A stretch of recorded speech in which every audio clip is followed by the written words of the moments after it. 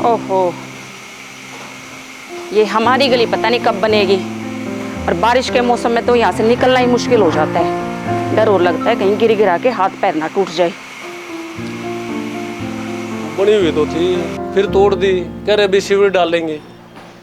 हमें तो घर ही एक बार बनाना मुश्किल हो जाता है, और ये हर रोज गलियां तोड़ते हैं, दोबारा से फिर बना देते हैं।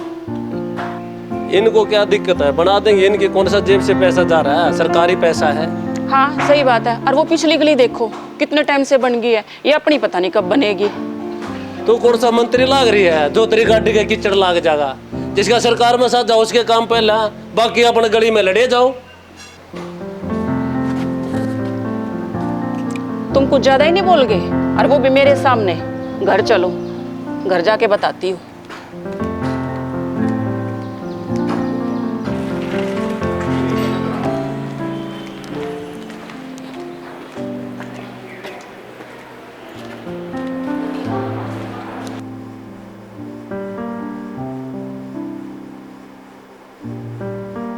देखो जी, आप बाहर जाने के बाद है ना, कुछ ज्यादा मत बोला करो।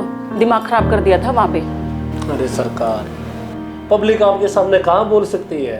देखा, अंदर आते ही आगे ना लाइन पे, मेरे सामने ऐसे ही रहा करो। जी सरकार।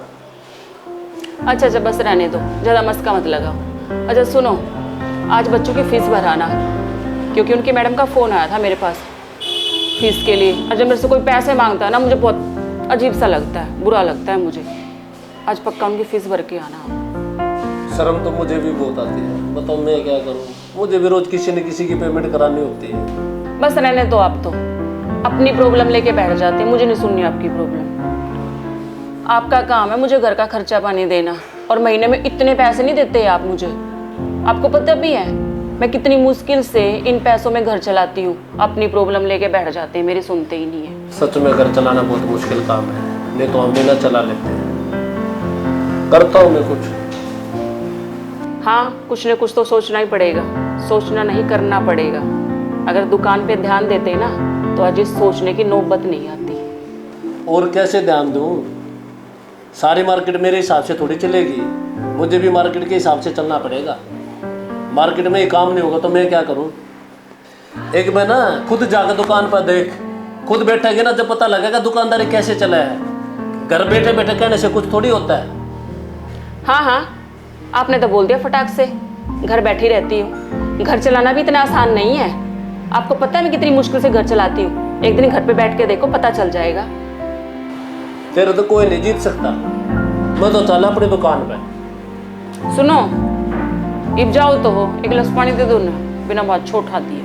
अरे ठीक है सरकार, है सारी गलती मेरी है। ये बताओ पानी ठंडा लोगे गर्म? ठंडा ही ला। बेटा, तू डेली इंटरव्यू देने जाता है, फिर तेरी नौकरी क्यों नहीं लग रही? कोशिश तो कर रहा हूँ माँ। कोई सरकारी नौकरी थोड़ी लगना है तेरे को, प्राइवेट नौकरी के लिए जाता है। माँ, आजकल प्राइवेट जॉब में भी एक्सपीरियंस मांगते हैं। ओहो बेटा, तेरी तो 10वीं में भी मेरिट आई थी, वो अपनी सनद दिखा दिया कर, उससे तो अच्छी नौकरी मिल जाएगी। कोशिश तो कर रहा हूँ माँ। माँ, आज हालात ये हैं कि एमए किए हुए को भी ग्रुप डी के लिए रिटन टेस्ट देना पड़ता है। अरे सरकार ने वैसे ही मार्कशीट दे रखी है तेरे को, फिर मार्कशीट का क्या फायदा? माँ, जब सरकार अपनी दी हुई मार्कशीट पे विश्वास नहीं करती तो प्राइवेट वाली पे कैसे कर लेगी? अच्छा बेटा, मैं तो ये सोचती थी कि मेरा बेटा पढ़ लिख के और इतना बड़ा आदमी बनेगा, हमारे अच्छे दिन आ जाएंगे।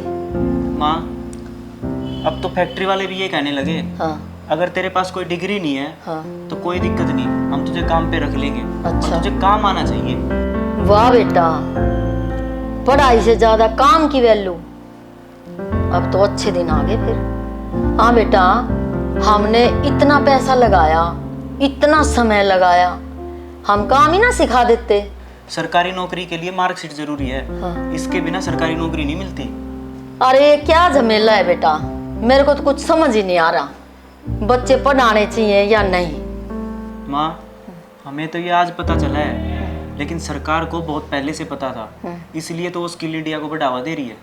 बेटा पहले ही पता था, कि सरकारी नौकरी नाम मात्र है, कंपनियों को स्किल्ड लेबर चाहिए, तभी तो तैयारी चल रही थी। ठीक है माँ, मैं भाभी से पैसे लेके इंटरव्यू देने जा रहा हूँ। ठीक है मेरे बच्चे, भगवान खुश रखे।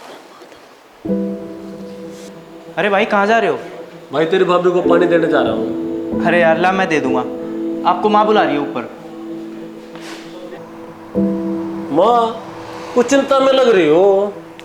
अरे बेटा, वो तेरा भाई रोज रोज इंटरव्यू देने जा है और नौकरी लागती नहीं।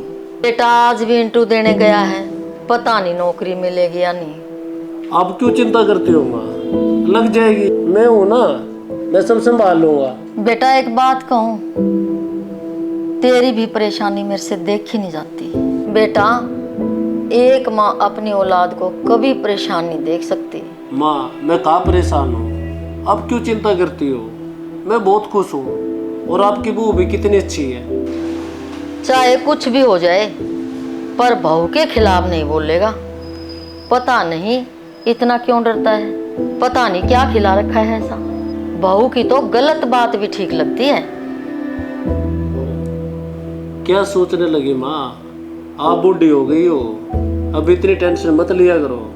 आपको पता ही है ज्यादा टेंशन लेने से 10 तरह की बीमारी हो जाती है। बेटा मेरी तो उम्र हो गई है, लेकिन तू तो उम्र से भी ज्यादा बूढ़ा लगने लग गया इस टेंशन में।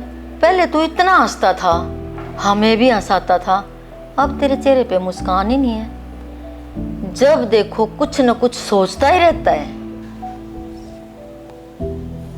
लो भाभी जी पानी लो। तुम्हारे भाई कहाँ गए? तेरे से पूछे बगैर तो बाथरूम भी नहीं जा सकता, इतना खौफ है। अरे क्या सोचने लग गए?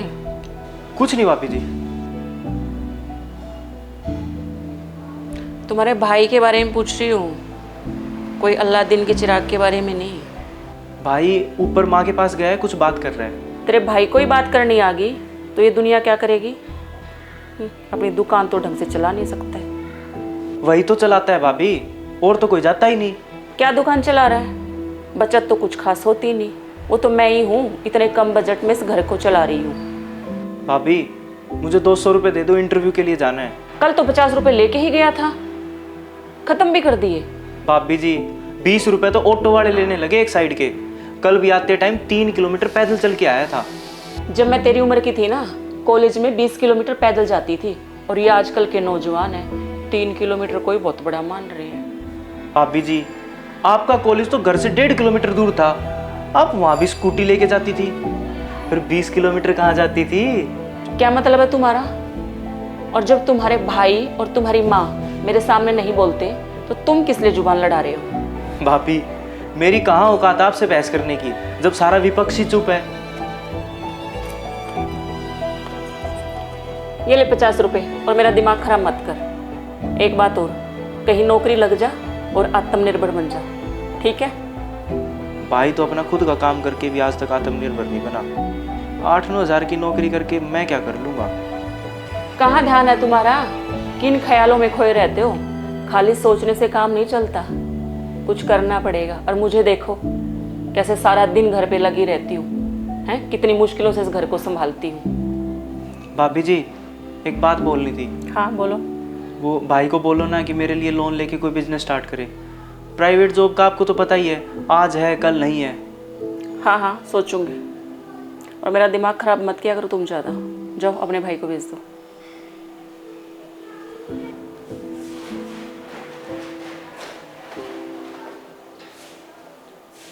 देखती हूँ जाके कहाँ रह गई है। भाई आपको भाभी बुला रही है। ठीक है चला जाऊंगा भाई, थोड़ी देर माँ से तो बात कर लूँ। माँ मेरा भी कोई काम शुरू करवा दो, अब तो सरकार भी कह रही है कि लोन लेके आत्मनिर्भर बन जाओ। भाई तो भी रुक जा, समय ठीक नहीं चल रहा है।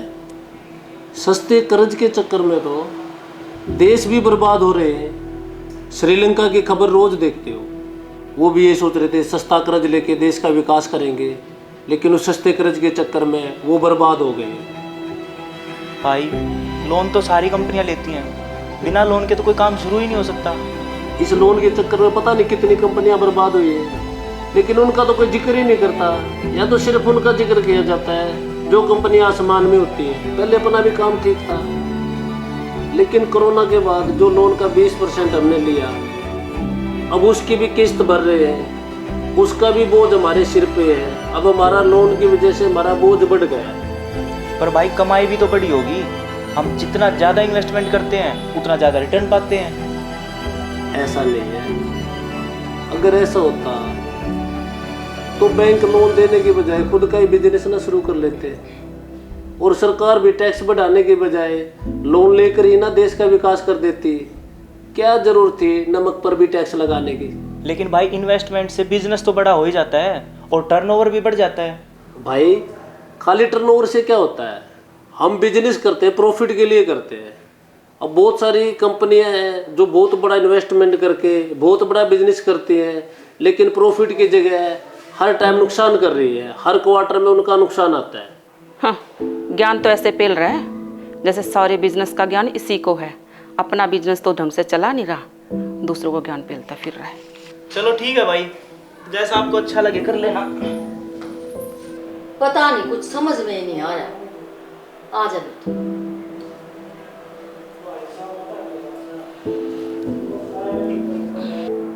बेटा उदास क्यों हो रही है?